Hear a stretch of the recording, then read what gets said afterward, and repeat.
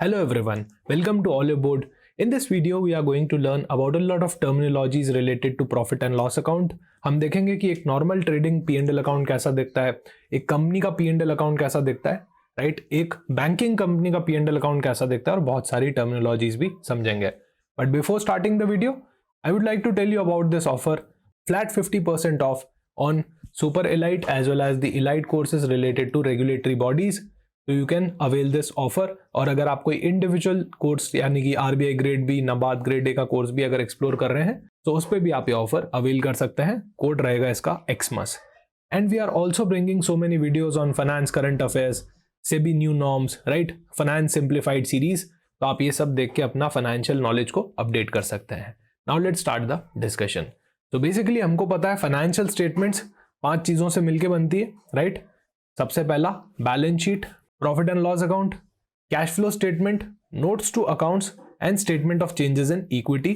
सो ये 5 चीजें मिलकर हमारी फाइनेंशियल स्टेटमेंट्स बनती है. बैलेंस शीट की terminologies we have discussed in the last video. In today's video we are going to talk about statement of profit and loss account. So we all know that these are the 4 pillars of accounting. Assets are my valuable resource, liabilities are my obligations, revenue is what I earn by selling the goods and services, expenses are my day-to-day expenses and other kind of expenses that I must incur in order to continuously earn the revenue. और revenue minus expense अगर करते हैं तो क्या आ जाता है, profit आ जाता है. या फिर ये लॉस भी हो सकता है. ये प्रॉफिट और लॉस निकालने के लिए ही हम क्या बनाते हैं, ट्रेडिंग P&L अकाउंट बनाते हैं. तो सबसे पहले तो समझना है जरूरी है कि ये 2 पार्ट्स में है. सबसे पहले तो ट्रेडिंग अकाउंट जो आप ये वाले पोर्शन में देख सकते हैं, this is the trading account. Second portion की बात करें तो that is profit and loss account जो इस वाले पोर्शन में आप देख सकते हैं. First one is trading account, second one is the P&L account. एक एक करके इसकी टर्मिनोलॉजीज को समझते हैं. सबसे पहला opening stock and closing stock. अभी अगर मैं बिजनेस कर रहा हूं तो पूरे साल में मुझे स्टॉक की जरूरत पड़ेगी, राइट. और स्टॉक क्या होता है, मेरा raw material, work in progress और फिनिश गुड्स, इनसे मिलके बनता है. सो दिस इज माय स्टॉक. अगर मैं एक पेन बनाता हूं, पेन बेचता हूं तो this pen will be my stock. अगर मैं एक टी शर्ट बनाता हूं तो T shirt will be my stock, right. जिसमें भी मैं डील करता हूं वो मेरा स्टॉक हो जाएगा. अब होता क्या है ना, पूरा का पूरा स्टॉक मैं एक ही साल में तो बेच नहीं दूंगा. से for example if I am talking about financial year 21 to 22, सो मार्च 22, 31 मार्च 22 को मेरा कुछ स्टॉक बच गया, राइट. मान लो 10,000 का बच गया. तो जो भी स्टॉक मेरा ईयर एंड पे बच गया है इसको मैं बोलूंगा क्लोजिंग स्टॉक, राइट. अब ये वाला जो स्टॉक है ये अब खराब थोड़ी हुआ है, right. It's still in my business. तो ये अगले साल यूज में आ जाएगा. तो अगले साल मतलब 1 अप्रैल 2022 को ये मेरा ओपनिंग स्टॉक बन जाएगा. तो बेसिकली जो पिछले साल का क्लोजिंग स्टॉक होता है वो इस साल का ओपनिंग स्टॉक बन जाता है और इसी तरह से ये चीज चलती है, राइट. सो हमारे पिछले साल का जो क्लोजिंग स्टॉक था वो अभी यहाँ पे ओपनिंग स्टॉक में आ रहा है. This is the current year closing stock जो बच गया है, जो नहीं बिका है, राइट. तो ये 2 टर्मिनोलॉजीज हो गई यहाँ पे. उसके बाद purchase. You all know guys what is purchase. If you have bought goods, right, whether on cash और ऑन क्रेडिट. ये पेन बनाने के लिए मुझे रॉ मटेरियल खरीदना पड़ा, राइट. हो सकता है मैंने डायरेक्टली पेन खरीद के बेच दिया हो. तो जब खरीदा, right, when I have purchase the goods then that is reflected on the debit side of my profit and loss account. अभी मान लो मैंने 1 लाख का परचेज किया, मुझे कुछ नहीं समझ में आया, मैंने रिटर्न कर दिया 10,000 का. सो मेरा नेट परचेज कितना होगा, 90,000. सो this is my purchase, this will be my return outward. Return outward मतलब पहले आया होगा आपके पास, राइट. अभी क्या हो रहा है, फैक्ट्री से बाहर जा रहा है, that's why it's return outward, right. Out जा रहा है फैक्ट्री से. So that's why we call it return outward. तो ये नेट परचेज हो गई मेरी. Then we need to incur a lot of expenses as well. तो ये कैरिएज इनवर्ड. अभी जो गुड्स आए होंगे मेरे, राइट, जो गुड्स आए होंगे तो किसी कंटेनर में आए होंगे, किसी ऑटो में आए होंगे. सो this is called carriage inwards. This is freight inwards, right. Transportation expenses basically जो मैंने मेरे गुड्स पे किए मेरी फैक्ट्री तक लाने के लिए. So this is directly attributable to my business, right? अगर ये एक्सपेंस नहीं करता तो क्या ये गुड्स मेरी फैक्ट्री तक आ सकते थे? नहीं आ सकते थे. So these are direct expenses, right? अच्छा, ऑलवेज रिमेंबर ट्रेडिंग अकाउंट में सिर्फ डायरेक्ट एक्सपेंसेस आते हैं. All the indirect expenses goes to the profit and loss account. तो यहां वाला जो पोर्शन होगा इसमें क्या आएंगे? सिर्फ डायरेक्ट एक्सपेंस और डायरेक्ट इनकम आएगी. इस वाले पोर्शन के अंदर indirect expense and indirect income आएगी. So we talked about stock, opening stock and closing stock. We discussed about purchase as well as the purchase return. अच्छा, return outward को क्या बोलते हैं? Purchase return भी बोलते हैं. And then we had a discussion about direct expenses like carriage inwards. Then we are having sales. कितने का माल बेचा, right? How much worth of goods you have sold. So say for example मैंने 2 लाख का बेच दिया. अब रिटर्न भी तो आएगा. रिटर्न आ गया मान लो 20,000 का. That means my net sales is 1,80,000 here, right? अच्छा, सेल्स रिटर्न को रिटर्न इनवर्ड भी बोलते हैं, right? Inward, why inward? Because the goods are coming in, right? That's why we call it return inwards. And then we are left with some closing stock as well. तो जब ये सारे figures आप यहाँ पे डाल देते हैं, सेल्स हो गया, क्लोजिंग स्टॉक हो गया, opening stock, purchase and carriage inwards, तो जो बैलेंसिंग फिगर आता है वो दो में से एक आ सकता है. या तो लॉस आ सकता है या प्रॉफिट आ सकता है. यहाँ इस सिचुएशन में देखें तो प्रॉफिट आ रहा है, जो कि हम यहाँ पे देख सकते हैं 40,600 का प्रॉफिट हुआ है. Then we carry forward this profit to the profit and loss account, right? ये सारे डायरेक्ट एक्सपेंसेस वाले हो गए. डायरेक्ट इनकम यहाँ पे कंसिडर हो गई. Now we have to consider all the indirect income as well which comes to profit and loss account. तो 40,600 का हमारा प्रॉफिट था. अभी बिजनेस को चलाने के लिए और भी बहुत सारे खर्चे करने पड़ते हैं, राइट? जैसे कि general expenses, bad debts, interest on bank overdraft, insurance and taxes, right? Paying salaries to my employee and paying taxes, etc. So there are a lot of indirect expenses as well to run the business, right? तो ये सारे मेरे indirect expense होते हैं. क्या होते हैं? Indirect expense होते हैं. Now I can earn indirect incomes as well. Discount मिल गया, commission मिल गया. These are all my indirect income, right? तो ये मैंने क्या किया? प्रॉफिट का पार्ट बना दिया, प्रॉफिट में जोड़ दिया, प्रॉफिट को बढ़ा दिया. एंड ये सारे एक्सपेंसेस मैंने डिडक्ट कर लिए, all the indirect expenses.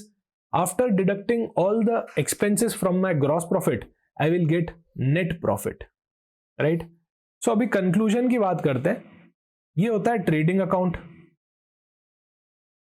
This one is your profit and loss account. अच्छा, ट्रेडिंग अकाउंट से निकलेगा मेरा ग्रॉस प्रॉफिट. ग्रॉस प्रॉफिट निकालने के लिए क्या करना पड़ता है? जो भी मेरी डायरेक्ट इनकम होती है उसमें से अगर मैं मेरे डायरेक्ट एक्सपेंसेस को हटा देता हूं तो क्या आ जाता है? मेरा ग्रॉस प्रॉफिट आ जाता है. If you talk about profit and loss account, तो इसके अंदर से क्या निकलेगा? Net profit. जो भी मेरी ग्रॉस प्रॉफिट होती है उसके अंदर से अगर मैं मेरे इनडायरेक्ट एक्सपेंसेस को हटा देता हूं और इनडायरेक्ट इनकम को ऐड कर देता हूं, so it gives me my net profit. अच्छा, basically why we are computing this profit and loss account? To know the financial performance of business. Why do we create balance sheet? To know the financial position. ये एक report card की तरह होता है, right? कि कितना profit कमाया, कितना लॉस कमाया, कितने नंबर आए बेसिकली, राइट? कितना लॉस हुआ, कितना प्रॉफिट हुआ. So every business have to prepare this trading profit and loss account in order to ascertain the financial performance of the business. So this is broadly the format of your trading P&L account जो एक businessman बनाता है, right? Now let's discuss some of the important concepts around it. First concept is cost of goods sold. जैसा नाम से ही समझ में आ रहा है, what is the cost of the goods that are sold? जो goods आपने बेच दिए हैं, मतलब sales, ये हमने आप बेच दिया है. Say for example 1 lakh rupees के goods हमने बेच दिए. इसकी कॉस्ट क्या थी?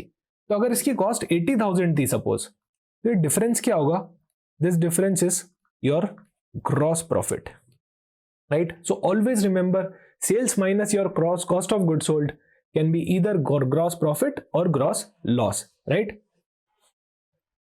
अभी सर हमको तो यहाँ पे कहीं cost of the good sold दिख ही नहीं रहा है ट्रेडिंग अकाउंट में, राइट? तो ये निकालना पड़ता है, ये ऐसे विजिबल नहीं होगा. कॉस्ट ऑफ गुड सोल्ड का फॉर्मूला होता है opening stock plus purchase plus direct expenses minus your closing stock. So here in this trading account, I can see opening stock, I can see purchase, I can see direct expenses and closing stock as well. तो यहाँ पे cost of the goods sold निकालते हैं. Basically क्या हो रहा है ना, देखो ये सारी चीजें मिलके क्या बन रही है, आपका cost of the goods sold बन रही है. अभी इसको कॉन्सेप्चुअली समझेंगे. एक तो आपका ओपनिंग स्टॉक हो गया, कितना है 16,000.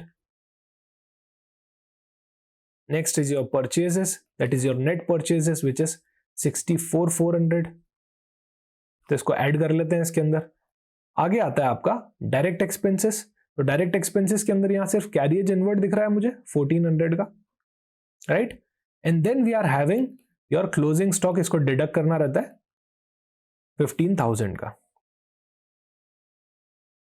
इन सबको ऐड कर लेंगे, उसमें से इसको डिडक्ट कर लेंगे तो क्या आ जाएगा, हमारा कॉस्ट ऑफ गुड्स सोल्ड आ जाएगा, राइट.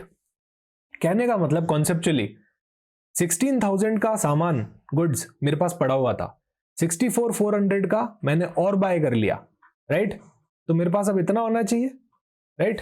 70,000-80,000 कुछ होना चाहिए इन दोनों का टोटल. अच्छा, उस पर खर्चा भी किया 1400 का. तो कहने का मतलब मेरे हाथ में इतना स्टॉक अभी होना चाहिए, राइट. इतना तो मेरे पास होना चाहिए. तो 16,000 का गुड्स तो मेरे पास ऑलरेडी था, 64,400 का मैंने और बाय कर लिया और 1400 के उस पर खर्चे कर लिए. तो इतना मेरे पास अभी बिजनेस में होना चाहिए, राइट. पर अगर मैं ईयर एंड पे देख रहा हूं तो I have only 15,000 as of now with me. So that means 66,800 will be my cost of the goods sold. कहने का मतलब इतना होना चाहिए था, पर ईयर एंड पे मेरे को सिर्फ 15,000 ही मिल रहा है. मतलब क्या हुआ होगा, बाकी का बिक गया होगा, right. So this is the cost of the goods that are sold. 66,800 is my COGS in this example.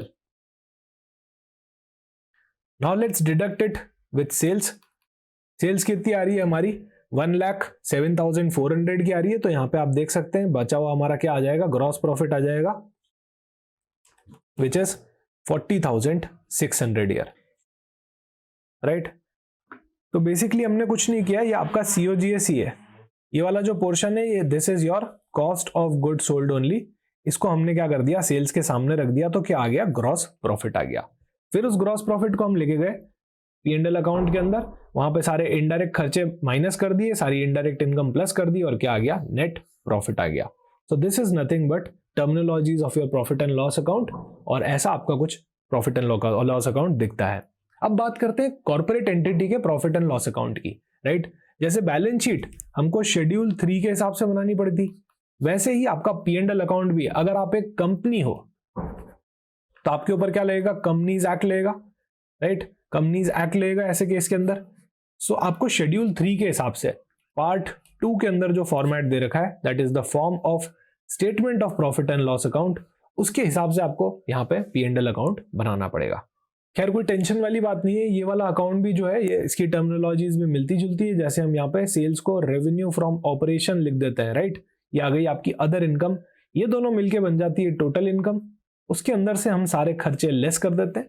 यहाँ पे आप देख सकते हैं cost of material consumed, right, purchase of stock in trade, changes of inventory, ये सारा आपका मिलके क्या बन जाता है, यहाँ पे कॉस्ट ऑफ गुड सोल्ड बन जाता है.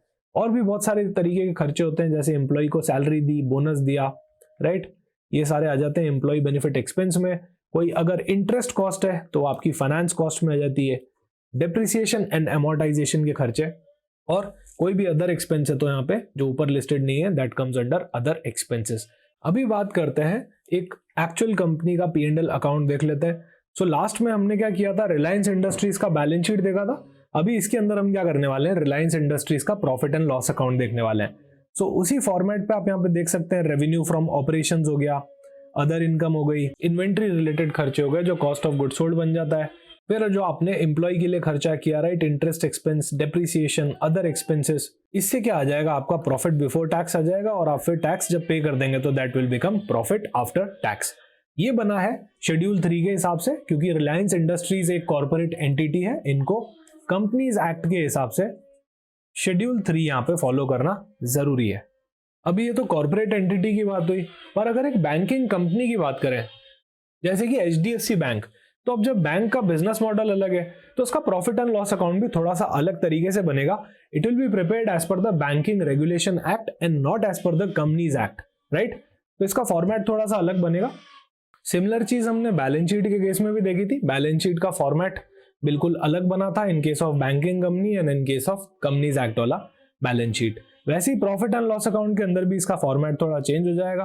Like we can see income के अंदर interest earned, other income, right, क्योंकि बैंक क्या करेगा, इंटरेस्ट अर्न करेगा, राइट. जो लोन बैंक ने रेंडर किए हैं उसके ऊपर इंटरेस्ट इनकम आएगी और काफी सारे खर्चे भी होंगे, राइट. एफडीज लिए बैंक ने, उस पर इंटरेस्ट पे करना पड़ेगा. बहुत सारी तरीके के डिपॉजिट्स लिए हैं, सैलरीज जाएंगी, काफी सारे प्रोविजंस बनेंगे और फिर जाके प्रॉफिट आएगा. और एट द एंड बैंक को बहुत सारे रिजर्व्स भी बनाने पड़ते हैं, like statutory reserve, general reserve, right. तो वो सारे रिजर्व्स का अप्रोप्रिएशन भी होगा. तो इस तरह से बैंक का प्रॉफिट एंड लॉस अकाउंट यहाँ पे बनता है. तो आज हमने यहाँ पे देखा प्रॉफिट एंड लॉस अकाउंट से रिलेटेड टर्मिनोलॉजीज, एक बैंकिंग कंपनी अपना P&L अकाउंट कैसे बनाती है. आने वाले वीडियोस में हम ये भी देखेंगे कि बैंकिंग कंपनी का P&L उसकी बैलेंस शीट से कैसे लिंक होता है.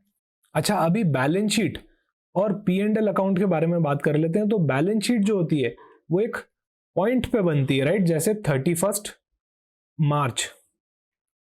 और जो P&L अकाउंट होता है वो फॉर द ईयर बनता है, हमेशा बनेगा. तो ये भी ईयर एंड पे ही 31 मार्च पे ही, पर ये पूरे साल का बनेगा. से फॉर एग्जांपल 2024 की बात हो रही है तो this will be made from 1 अप्रैल 2023 से 31 मार्च 2024. तो ये पूरे पीरियड का प्रॉफिट है और ये एक दिन की बैलेंस शीट है. ये इसका फर्क रहता है. P&L अकाउंट फाइनेंशियल परफॉर्मेंस बताता है, बैलेंस शीट फाइनेंशियल पोजीशन बताती है. सो ये कुछ चीजें हैं जो आपको अच्छे से पता होनी चाहिए. मिलते हैं किसी और वीडियो में.